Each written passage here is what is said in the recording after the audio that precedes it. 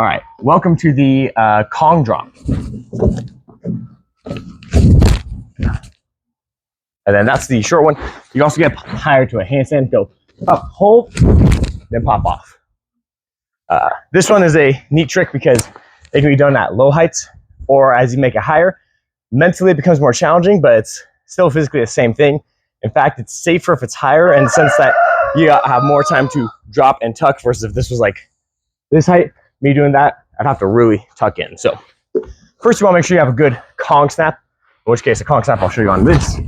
There you go, hands down, handstand, switch feet to hands. Ideally, like right here, I have a little marking on here. So I'm going to place my hands there. And as I come up, I want my feet then snap and replace where my hands were. In fact, a little bit in front. So I have my line right here. There my hands are. I kick up, then I snap, I get my feet in front.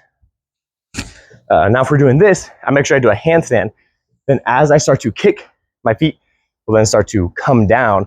I want to make sure I pop off my shoulders. So as I come up, I start leaning forward. And right before I lose control, I lean forward just a little bit so my feet now pass this line right here.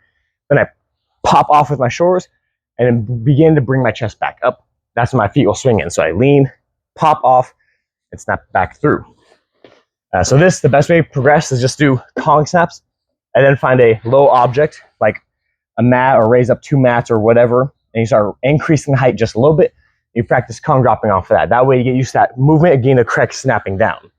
Because then eventually as you increase the height, you can either take slower for your snap or you can go fast and then just drop to the ground safely. So in the end, you want to make sure you use those shoulders to come up. Pop. Although that pop went backwards, you want to go forward. So you want to go 3, 2, 1, kick up and snap forward. And that's it for the Kong drops.